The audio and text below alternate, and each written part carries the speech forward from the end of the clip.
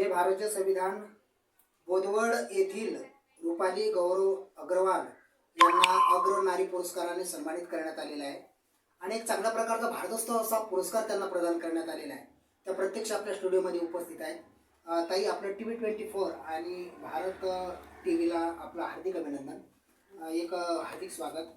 एक भारदस्त पुरस्कार आपल्याला प्रदान करण्यात आलेला आहे आणि आजूबाजूच्या पंचकृषीमध्ये एक आपल्यावरती अभिनंदनाचा वर्षाव आणि कौतुकाची थाप आपल्याला मिळते. बरं, हा जो अग्र नारी पुरस्कार जो आपल्याला प्रदान करण्यात आलेला आहे, याची निवड कशी झाली? निवडीच्या संदर्भात थोडक्यात काय सांगा. अग्र नारी म्हणजे अग्र आणि नारी यामध्येच याचा अर्थ दडलेला आहे. अग्र म्हणजे प्रत्येक ठिकाणी पुढे असणार, त्याला म्हणतात अग्र. आणि नारी म्हणजे आहेच व्यक्ती.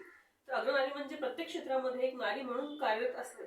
जसं आता जनरली नारी म्हणून एका खूप जबाबदाऱ्या असतात. परिवार, कुटुंब, आपलं मुलांचं, शिक्षणाचं, परत बाहेरच्या पण जबाबदाऱ्या असतात. तर मग त्या सगळ्या जबाबदाऱ्या पार पाडून काहीतरी वेगळं प्राप्त करणं, त्याचा अर्थ म्हणजे अग्रनारी. म्हणजे अग्र नारीची डेफिनेशन आपण चांगल्या प्रकारे सांगितली. हो. आणि निवड कशी झाली काय सांगाल थोडक्यात? याची निवड करताना जसं माझं जे आहे, मी एक सून आहे, एक आई आहे, एक माता आहे आणि याच्या व्यतिरिक्त मी जॉब पण करते. म्हणजे मी टीचर म्हणून आहे. बर्डिया इंटरनॅशनल स्कूल, जे की जामनेर रोडवर आहे, CBSE स्कूल आहे, तिथे मी एक शिक्षिका म्हणून काम करते.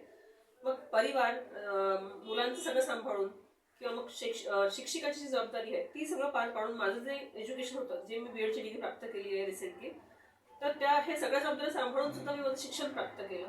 याच्या व्यतिरिक्त समाजामध्ये वेगवेगळे कार्य होत राहतात. त्या कार्यामध्ये सुद्धा माझा सहभाग असतोच. आपण पार्टिसिपेट करतेच. मग प्रत्येक कॉम्पिटिशन असो किंवा मग काहीही समाजाचा कार्यक्रम असो, त्याच्यामध्ये मी सहभाग घेते. तर हे सगळं सांभाळून माझं शिक्षण पूर्ण केलं आणि हे मग असोसिएशनला माहीत पडलं की हे जे आहे, तर मग त्यामुळे त्यांनी माझी या पुरस्कारासाठी निवड केली. म्हणजे आपले एक उल्लेखनीय कार्य आणि आपण ज्या आपल्या कार्याचा आढावा घेऊन वरिष्ठांनी याची दखल घेऊन आपली निवड केली असावी, असे या ठिकाणी मी प्रकर्षाने नमूद करतो. बरं ताई, एक भारदस्त पुरस्कार आपल्याला प्रदान करण्यात आलेला आहे आणि आपण एक बर्डिया इंटरनॅशनल स्कूलमध्ये एक आपण सेवा देत आहात. त्याचप्रमाणे आपण सामाजिक कार्य सुद्धा करत आहात. तर या पुरस्काराच्या माध्यमातून आपण आपलं व्हिजन काय राहणार आहे? फ्युचरमध्ये आपलं व्हिजन काय राहणार आहे? माणूस काय राहणार आहे? काय सांगा.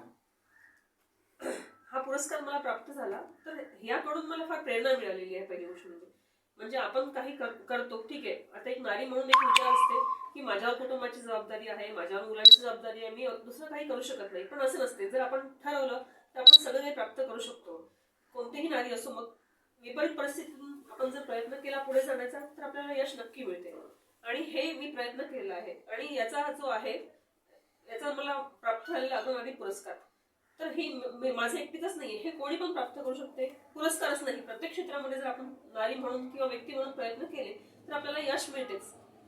आणि आता हे जे कार्य आहे, हे मला असं वाटतं मी सुरू केलेलं आहे. वयाच्या 40व्या वर्षी मला BEd ची डिग्री प्राप्त झाली, पुरस्कार प्राप्त झालेला आहे, समाजामध्ये थोडं नाव झालेलं आहे.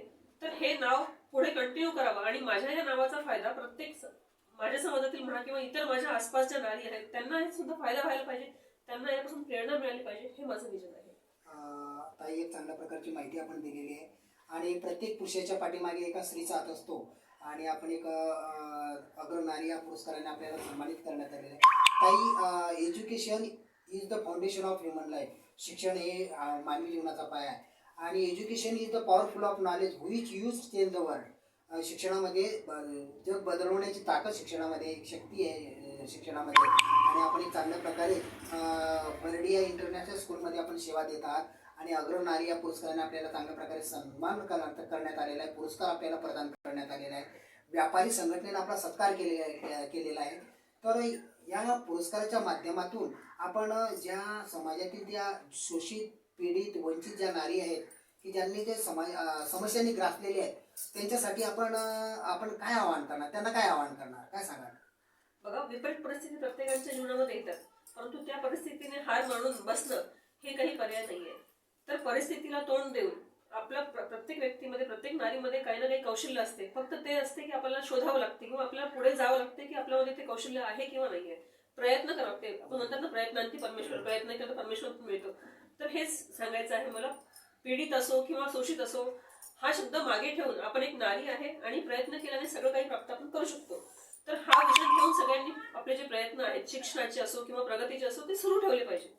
हाच माझा म्हणजे प्रयत्न तुमचं कार्य आणि त्याला मेहनतीची जोड असली तर आपण यशाचं गौरी शंकर गाठू शकतो. बरं ताई, एक महत्वाचं की आपण नारी रत्न पुरस्काराने एक अग्रनारी या पुरस्काराने आपल्याला सन्मानित करण्यात आलेलं आहे.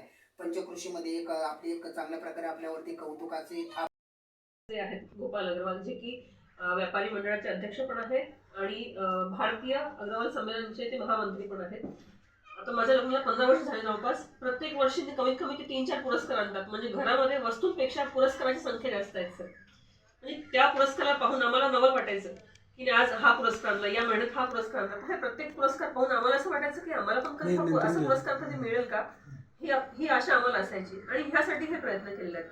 पहिली गोष्ट म्हणजे सासरे, ज्यांच्याकडून आम्हाला प्रेरणा मिळालेली आहे. दुसरे म्हणजे माझे जे पती आहेत गौरव अग्रवाल, त्यांनी सुद्धा मला हे जे पुरस्कार प्राप्त करण्यासाठी जे काही मी धारण केलेलं साध्य केलेलं आहे, शिक्षण म्हणा किंवा जॉब म्हणा, तर त्यांचा सुद्धा फार सपोर्ट मला राहिलेला आहे. याच्याशिवाय माझी सासूबाई, माझे मुलं, परिवार, समाज आणि स्पेशली म्हणजे माझे शाळेचे कर्मचारी सुद्धा यामध्ये सहभागी झालेले आहेत. म्हणजे मला शाळेचे प्राचार्य, शाळेचे शिक्षक, परिवार सगळ्यांनीच मला ह्या जे कार्य आहे हे कार्य करण्यामध्ये त्यांनी सहभाग घेतलेला किंवा मदत केलेली आहे. त्या सगळ्यांचे मी धन्यवाद करेल आणि सगळ्यांचे श्रेय मला याच्यामध्ये आहे. माझा एकटीचा याच्यामध्ये नाही आहे सहभाग.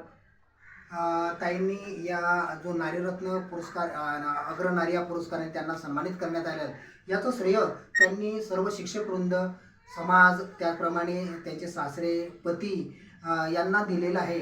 आणि एक चांगल्या प्रकारचं व्यक्तिमत्व, एक सोज्वळ, मनमिळावू आणि सडेतोड असं व्यक्तिमत्व ताईंचं आहे. एक चांगल्या प्रकारे याही एक आपल्या TV24 नॅशनल न्यूज आणि भारत TV लाईव्ह न्यूजतर्फे त्यांच्या पुढील भावी वाटचालीस हार्दिक शुभेच्छा.